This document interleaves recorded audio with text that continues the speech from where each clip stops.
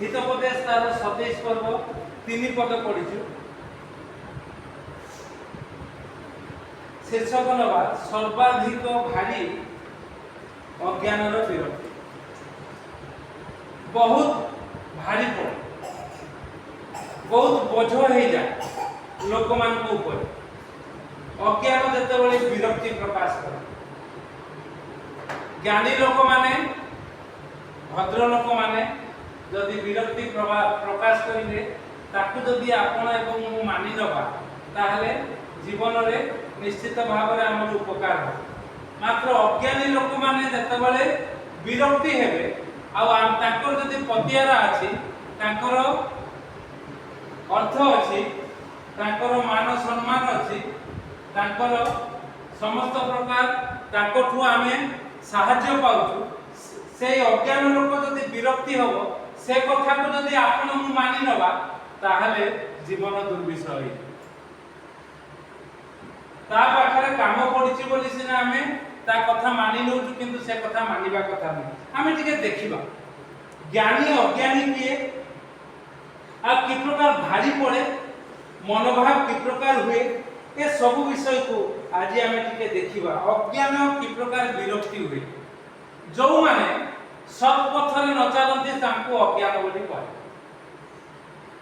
समस्त आज्ञा जगत रे बंचुचंती समस्त सफाई होउचंती समस्त निज परिवार चलाउचंती समस्त अर्थ उपार्जन करूचंती किंतु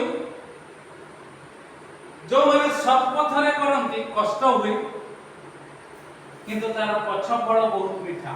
तार पिला माने एवं पिला मानकर पिला माने से माने आशीर्वाद पाने किंतु जो माने असत पथरे से माने सत को ग्रहण करती नहीं आ हठात कोन हे जाए से माने किछि बुझी पारंती नहीं। सेतबे हमें टिके देखबा माथ्यू तार 26 पर्व 8 पद। माथ्यू 26 पर्व 8 पद रे कोन लिखा जाउची प्रभु यीशु उनकर कथा आ से समय रे शिष्य माने मध्य से प्रकार विषय 26 पर्व 8 पद कोन लिखा गला ताहा देखि शिष्य माने विरक्ति हेले।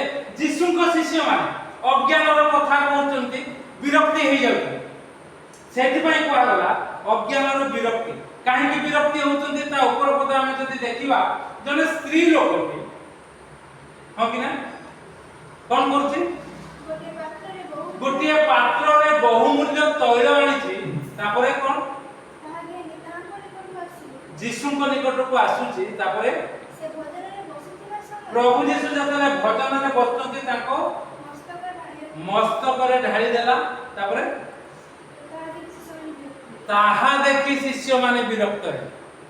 प्रभु यीशु को जतले गोटे स्त्री लोक आदर करूछि बहुमूल्य तैल अर्थात अनेक टंका हेता दाता परपद पढ़ लेखा जायछि से माने कोन कहउचंती विरक्ति हेई हां एहा तो अनेक टंका रे विक्रय हेई काहू दिया जाई थांता।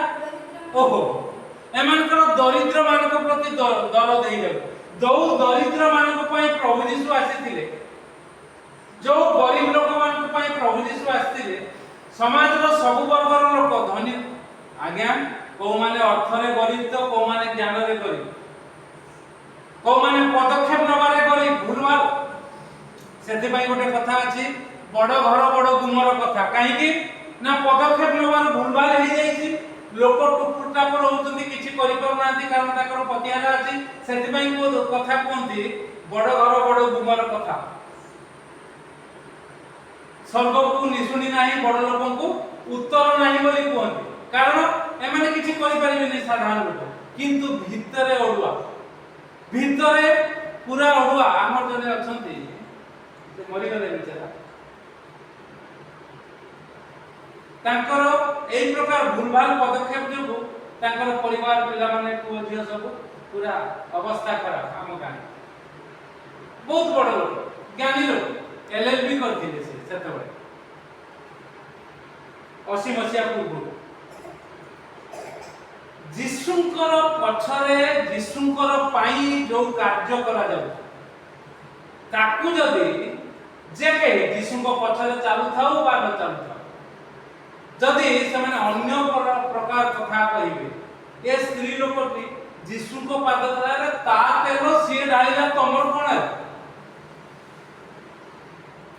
ता बहुमूल्य तल ता ता घरे घरे थिला ता टंका को सी अपवाई गला तमर कोन है तमर कहीं केते असुविधा हो एमाने कोन कहउतुदी दरिद्र मान को से स्त्री लोकटी देथिले भलो होइता एमाने एते दरदी टिके पढो मनोभाव तांकर कोन जहन पुस्तक तार 13 पर्व 12 पर्व 6 पद पढो कोन लिखा जाउछि जहन 12 6 हां कोन लिखा जाउछि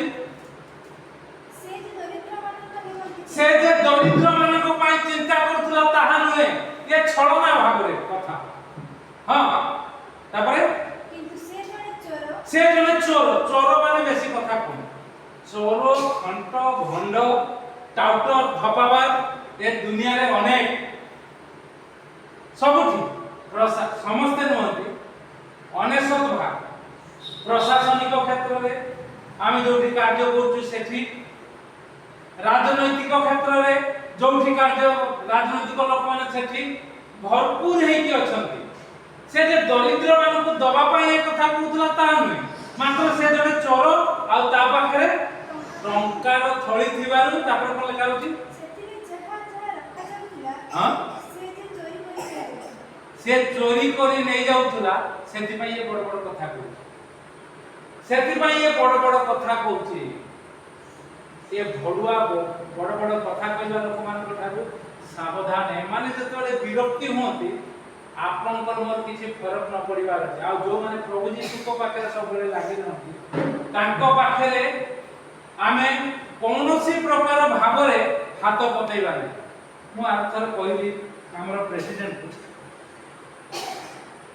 मु दीटा विषय प्रार्थना करू कोन दीटा विषय प्रार्थना प्रथम विषय होची जो माने मो फोन उठौ नांती प्रभु तांको निकट रे मोर काम जमा न पका तांको आडो काम पड़ले से माने फोन कले मु तांको काम करबी कि तू ए पदे कथा करी वर्षा तले बाबू फोन करथिली तबे त काई उठेलनी एबे तम करि सारला पर कहि अर्थात सचेतन करबा कथा तांको जणै देबा कथा जे आमे प्रभु करबो आ गोटे प्रार्थना कुन मंडली रे कि प्रकार जहा प्रभु हमकु दान देइछथि व्यवहार दे करि करूछु आमे व्यवहार होछु ताहा जे प्रकार अनेक युवा युवती माने अछंती से माने जे प्रकार जानि परबे जो माने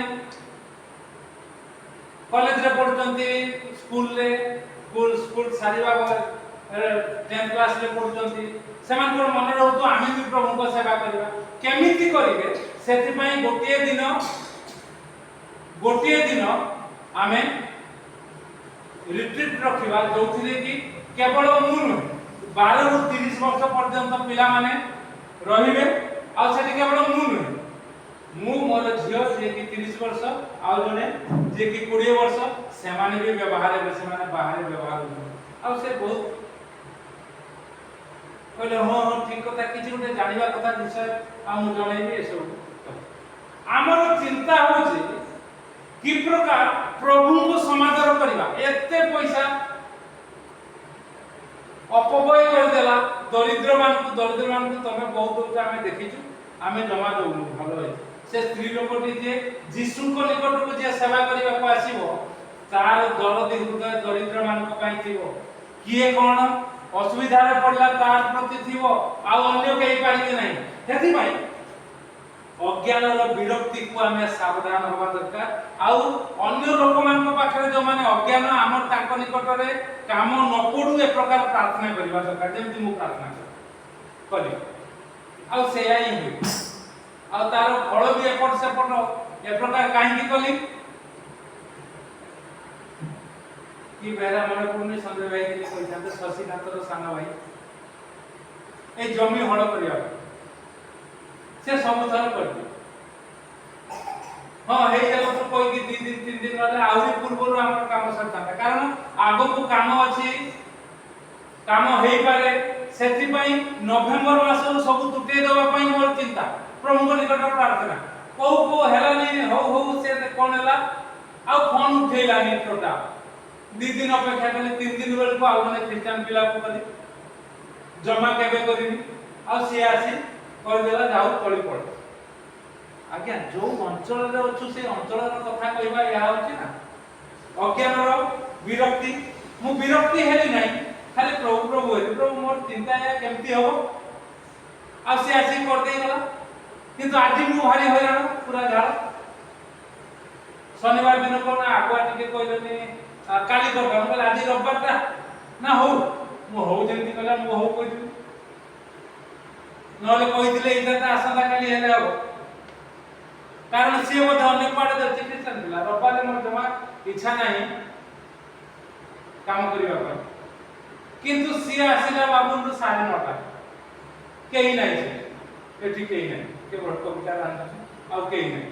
ମତେ ଯାଇ ସବୁ କାମ କରିବାକୁ ଆସିଲି କେତେବେଳେ 11:15 ଗାଧେଇ। ଏମାନଙ୍କର ପୁଣି ଆଜି ସଣ୍ଡେ ସ୍କୁଲ ନବାର ହେଲା। ଇଚ୍ଛା ନଥାଏ କି, ମୁଁ ଆଗରୁ ବହୁତ ଥର କହିଛି, ଇଚ୍ଛା ନଥାଏ କି ଆମେ କେତେ ଗୁଡା କାମ କରୁ। କାଲି ଯଦି ଆଜି ଆସିଲା 9:30, କାଲି ଯଦି ତୁ ଆସିଥାନ୍ତୁ ମତେ 7:30 ବେଳକୁ କହୁଛି ଗରିବ ଲୋକ ପଳେଇ ଗଲେଣି ଆଉ ନାହିଁ। ଜମା ନୁହଁ, ଖାଲି ମିଛ। ତାଙ୍କ ଡ୍ରାଇଭର ମାନେ ମିଛ କହିଛନ୍ତି, ଏ ବିଚରା ଇଏ ଥିଲେ କରିଦେଇଥିଲା।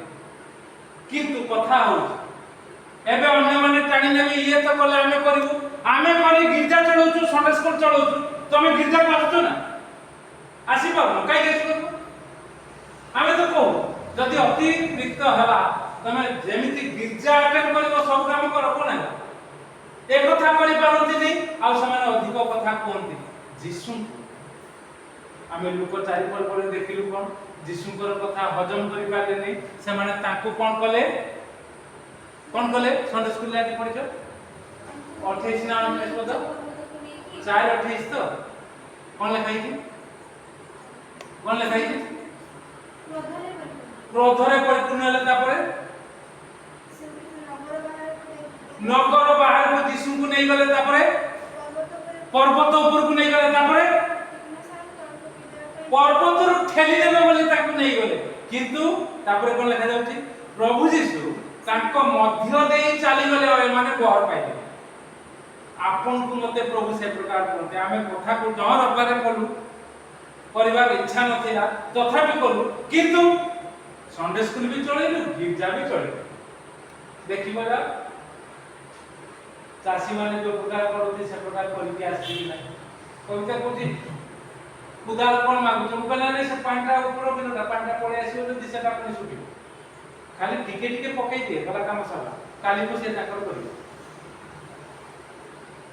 ଇଏ ହଉଛି କଥା। ଯୋଉମାନେ ଚାଷକୁ ବାହାନା ଦେଖାନ୍ତି, ଚାକିରିକୁ ବାହାନା ଦେଖାନ୍ତି, ଆମେ ଚାକିରି କରୁଛୁ, ଏଠି ନୁହେଁ ଆମେ ବାହାରେ ଚାକିରି କରୁଛୁ। ବ୍ୟବସାୟକୁ ବାହାନା ଦେଖାନ୍ତି, ଯଦି ପ୍ରଭୁଙ୍କ ଠାରେ ଲାଗିଲା, ପ୍ରଭୁ ରବିବାର ଦିନ ମତେ ଯାହା ବି ହଉ ମତେ ସାହାଯ୍ୟ କର। ଆଉ ଯୋଉ ପ୍ରକାର ଆମେ ତୁମର ଉପାସନା ଆରାଧନା କରିପାରିବୁ, ପ୍ରଭୁ କରିବେ, ପ୍ରଭୁ କରିବେ। ତେଣୁକରି ଆସୁ ଅଜ୍ଞାନର ବିରକ୍ତିକୁ ଆମେ ସାବଧାନ ହଉ। ଆଉ ଅଜ୍ଞାନର ବିରକ୍ତି ବହୁତ ଭାରି ପଡ଼ିବ। ଆଉ ଆପଣ ମାନେ ଗିର୍ଜା ପ୍ରାର୍ଥନା, ଯେ ଜଣେ ଆସୁଥିଲା ବାସନ୍ତୀ ବୁଢ଼ୀ ତାକୁ କୁହାଯାଏ, ଏବେ ତାକୁ କହିଥିଲି ଆମ ଘରେ କାମ କରିବୁ, କିଛି ଅସୁବିଧା ନାହିଁ, କିନ୍ତୁ ଏଠିକି ଆସିବ। ଆଉ ଏଇଠି ଆସିକି ସେ ଆମ ଘରେ ରହୁନଥିଲା। କଣ ତାଙ୍କର ଅପଟ ହେଇଥିଲା, ସେ ପଳେଇ ଆସିଥିଲା। ଏଇଠି ଦିନେ ଗିର୍ଜା କରିବାକୁ ଆସିଛି, ମାଙ୍କର ଦେହ ଖରାପ। ଏଇଠି ଶୁଣିକି ମତେ କହିଲା, ଭାଇ କଣ ହେଇଛି କି? ମୁଁ କହିଲି ଯାଉ ଟିକେ ଘରେ ଦେଖି ଆସିବ, ମାର ଦେହ ଭଲ ନାହିଁ। ଆଉ ସେ ଗଲା। ତାପରେ ତାଙ୍କୁ ଘର ଲୋକ କହିଲେ, ସେ ଯାଇକି ଆମ ଘରେ ରହିଲା। ତାପର ଦିନ ରବିବାର ଆସିଲା। ରବିବାର ଆସିଲା, ମୁଁ କହିଲି ଏଇଠିକି ଆସି ତୁ ଜାଣିଲୁ ଆମ ଘରେ ବାସ ପାଇଲୁ, ରହିଲୁ। କିନ୍ତୁ ଏତିକି ମନେ ରଖିଥା, ଘରେ କହିଦବୁ ମୋ ସାନ ଭାଇକୁ, ମାଙ୍କୁ, ଭାଇ କହିଛନ୍ତି ରବିବାର ଦିନ ମୁଁ ନିଶ୍ଚିତ ସେଠିକି ଯିବି, ଯେତେ କାମ ଥାଉ। ଦୀପାଳି ଆସିଲା, ଆଉ ତାପରେ ଆସିଲାନି। ଏବେ ସେ ଘରେ ନାହିଁ କି ଏଠି ବି ନାହିଁ, ଚାର ପାଙ୍କା ସେଇଠି ଅଛି। ଏ 2 ବର୍ଷ ତଳ କଥା କହୁଛି। କଥା ନ ମାନିଲେ ଆଜି ଆଶ୍ଚର୍ଯ୍ୟ କର୍ମ ହବ। ଘରେ ନାହିଁ କାହିଁକି? ବୟସ୍କ ଲୋକ, ବହୁତ ଦେହ ଖରାପ ହେଲା, ସେମାନେ ବି 2 ଜଣ। ଆଉ ତୁ ତ ଘରକୁ ପଳା, ତୋର ହିସାବ ପତ୍ର କରି ଘରକୁ ପଳା। ବାବୁରେ ଯଦି ଏଠିକି ଆସିଥାନ୍ତୁ, ପ୍ରଭୁ ଏତେ ଦଶା କରିନଥାନ୍ତେ। ରେଷ୍ଟ ନାହିଁ, ବିନା ରେଷ୍ଟ